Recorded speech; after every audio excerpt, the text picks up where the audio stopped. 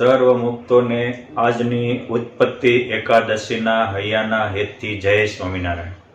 વહાલા મુક્તો, એકાદશી તો 12 મહિનામાં 24 આવતી હોય છે, પરંતુ એ સર્વ એકાદશીનું મૂળ એટલે આજે કારતક વદ એકાદશી છે. શું કામ? તો કે એકાદશીની ઉત્પત્તિ જ આ દિવસે થઈ છે. એટલે ભવિષ્યોત્તર પુરાણમાં લખ્યું છે કે આ એકાદશીના ઉત્પત્તિની કથા જે સાંભળે એના સર્વ મનોરથ પૂર્ણ થાય.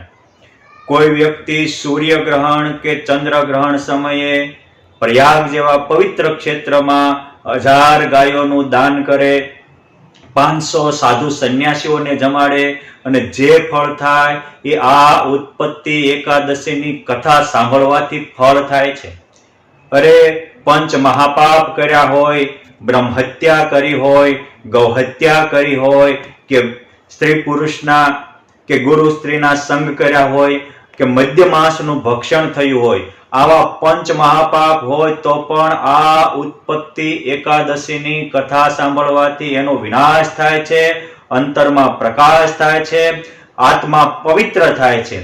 શું છે આ ઉત્પત્તિ એકાદશીની અલૌકિક કથા? સાંભળો. પુરાણ પ્રમાણે આ વાતને ભગવાન સ્વામિનારાયણે પણ ગઢપુર મધ્યના 8મા વચનામૃતમાં વિસ્તારથી કહી છે. પૂર્વે એક નારીજંગ નામનો અસુર થયો. એનો દીકરો હતો મૂળદાનવ. આ મૂળદાનવ એ બ્રહ્માજી ઉપર અટળ તપશ્ચર્યા કરી.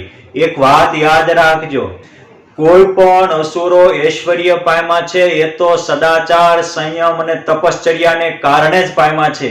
પછી રાવણ હોય, હિરણ્યકંશ હોય કે આ મૂળદાનવ હોય, પરંતુ માણસ એ કેવું કર્મ કરે છે એ એના ઉપર કર્મ એક ખેતી છે, એના ઉપર નિર્ભર છે.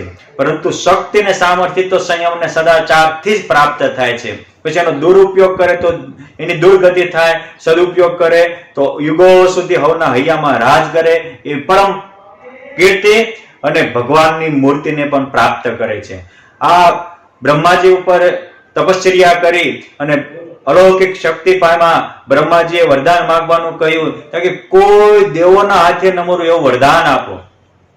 પછી તો આવું વરદાન પામી અમુક સમય સુધી તો એને શાંતિપૂર્વક રાજ્ય કર્યું, પ્રજાને સુખી કરી. આજે નર્મદા કાંઠે જેને ચંપા ઓમકારેશ્વર મહાદેવ કહેવાય છે, પૂર્વે ત્યાં ચંપાવતી નગરી હતી. એ ચંપાવતી નગરીનો એ રાજા થયો અને આખા ભારત ખંડમાં એનું રાજ્ય થાય. એ વખતે એ નગરી, એનું રાજ્ય તે ભારતનું કેપિટલ સિટી ગણાતું હતું. અને 10,000 વર્ષ સુધી અતિશય પ્રજાવત્સલતા સાથે રાજ્ય કર્યું. એના રાજ્યમાં પ્રજા સુખી હતી. પરંતુ ધીરે ધીરે એની પ્રશંસા વધવા માંડી, સમૃદ્ધિ વધવા માંડી, લોકચાહના વધવા માંડી. પછી હું બોલું એ જ થવાનું છે, મારું તો બધા જ માનવાના છે એવું માની અને અધર્મનું આચરણ કરવા માંડ્યો. અને પછી તો દેવોથી મળવાનું નહીં એવું વરદાન હતું. એટલે સૌથી પહેલા તો ઇન્દ્રાદિક દેવોને પોતાના સ્વર્ગમાંથી હાંકી કાઢ્યા. ઇન્દ્ર, સૂર્ય, ચંદ્ર, વરુણાદિક તમામ દેવોને જીતી લીધા. પછી દેવોના દેવ મહાદેવ પાસે ગયા. મહાદેવ પણ પરાસ્ત થયા. પછી મહાદેવે તમામ દેવોને મળીને કહ્યું કે આને હવે પરાજય કરવાનો એક જ ઉપાય છે કે જે અનંત ભુવનના નાથ નારાયણ છે, જેને વિષ્ણુ વાસુદેવ તરીકે સંબોધ્યા છે, જે જગન્ના નાથ જગત નિયંતા છે, એના શરણે જઈએ. ભગવાનના શરણે બધા જ દેવો ગયા અને કહે છે કે આ બ્રહ્માજી પાસેથી વરદાન પામેલો મૂળદાનવ રાક્ષસ એને સર્વત્ર ત્રાસ મચાવી દીધો છે, અમને આમાંથી છોડાવો. અને આ એક દિલનો પોકાર દિનબંધુ ચોક્કસ સાંભળતા હોય છે. ભગવાને કોઈ ચિંતા કરતા નહીં. અને પછી ભગવાને ચંપાવતી નગરીને પાસે જઈ મૈદાનને લલકાર્યો. મૈદાનો પોતાની વિશાળ સૈના સાથે ચડી આવ્યો. ભગવાને પોતાના સુદર્શન ચક્ર દ્વારા સેનાનો તો વિનાશ કર્યો, પરંતુ આ અસુર ને વરદાન હતું, મરતો ન હતો. પછી એના હથિયાર છોડાવી દીધા. એટલે દ્વંદ્વ યુદ્ધની માંગણી કરી. ભવિષ્યોત્તર પુરાણમાં તો એવું લખ્યું છે કે ભગવાન નારાયણ અને આ મૂળદાનવે 1000 વર્ષ સુધી તપશ્ચર્યા અને યુદ્ધ કર્યું અને ભયંકર યુદ્ધ થાય. અને એ વખતે કાળ ગણના મુજબ સતયુગમાં વ્યક્તિઓની લાખ વર્ષની આવરદા હોય, ત્રેતાયુગમાં 10,000ની હોય, દ્વાપરમાં 1000ની અને કલયુગમાં 100 વર્ષની. એટલે આજના 10 વર્ષ સુધી કહી શકાય આવું એનું યુદ્ધ ચાલ્યું.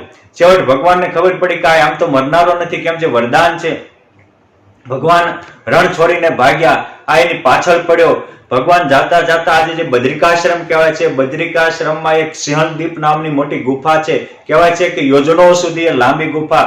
ભગવાન એમાં ગયા અને તરત જ આ ગોતતો ગોતતો ખબર પડી એટલે ગુફામાં ગયો. એક જ દ્વારવાળી ગુફા હતી, પણ ભગવાન પહોંચ્યા હતા અને ત્રાસ મારી ત્યારે ભગવાનને પણ ક્રોધ ચડ્યો અને ભગવાનના ક્રોધમાંથી પોતાની 11 ઇન્દ્રિયો એટલે 10 ઇન્દ્રિયો અને 11મું મન, એમાંથી એક અલૌકિક માં તેજસ્વીની તપસ્વીની દિવ્ય હથિયારધારી દેવી પ્રગટ થઈ અને કહે છે પ્રભુ શું કામ છે? ભગવાન કહે છે કે આ અસુરનો વિનાશ કરવાનો છે. એટલે ઓલો પ્રભુ પાસે પહોંચે એ પહેલા તો આ તપસ્વીની સામે આવીને ઉભી રહી અને એનું દેદીપ્યમાન સ્વરૂપ જોઈ અને યુદ્ધ ભૂલી ગયો અને એમાં મોહાંધ થયો. આપણી સંસ્કૃતમાં કહેવત છે કે જન્માંધો નૈવ પશ્યતિ કામાંધો તથૈવ ચ. જે કામમાં કે લોભમાં આસક્ત થાય છે એ જેમ જન્મથી આંધળો દેખતો નથી એમ દેખતો બંધ થઈ જાય છે, એને આગળ પાછળનું કશું જ દેખાતું નથી. આ પણ દેખતો બંધ થયો એટલે તરત જ તે એને કીધું કે તું પરણેલી છો કુંવારી? હવે યુદ્ધ કરવાનું એક બાજુ રહ્યું. એ કહે છે કુંવારી છું, મારે વરીશ? કે હા, વરવા માટે જ ઉભી છું, પણ મારો નિયમ છે કે યુદ્ધમાં મારી સાથે યુદ્ધ કરે અને જે મને જીતી જાય એ મને વરે. કે હાલ આપણે યુદ્ધ કરીએ. આને મનમાં વિચાર્યું કે આને મારી નાખીશ તો મને વર્ષે ક્યાંથી? એટલે સામે જઈને એમ કે હું એમ થોડો મરવાનો છું. જો એ વરદાન ભૂલી ગયો અને પછી એ તપસ્વીની સાથે લડવા ગયો અને ઉભો રહ્યો અને તપસ્વીને એક ઝાટકે ધરતી મસ્તક જુદું કર્યું. મૂળદાનો મળ્યો એટલે 33 કરોડ દેવતાઓ રાજી થયા. દેવોએ આવીને પુષ્પવૃષ્ટિ કરી, ભગવાનનો જય જયકાર કર્યો. એ વખતે ભગવાન નારાયણ પણ ગુફામાંથી બહાર આવ્યા અને આની ઉપર અતિશય રાજી થઈને કીધું કે હે તપસ્વીની, તે આ અસુરને નાશ કર્યો. એટલે આજે ત્રણેય લોકમાં આનંદ થઈ રહ્યો છે. એક વસ્તુ યાદ રાખો કે દુષ્ટ માણસ જાય ત્યારે લોકોને આનંદ થાય છે. એને ત્રણેય લોકમાં ત્રાસ મચાયો હતો. મને એક ભાઈ થોડા દિવસ પહેલા જ મળ્યા હતા. એ કે સ્વામી અમારા કુટુંબના એ મર્યા તે દિવસે અમે બધા કે શેરાના રાંધણ કરીને ખાધા. તમે વિચાર કરો, કુટુંબનો એક વ્યક્તિ નાશ કેટલો વ્યક્તિને દુઃખી કરતો હોય. આપણે આ સમજવાનું, આપણા થકી તો બીજા દુઃખી નથી થતા ને.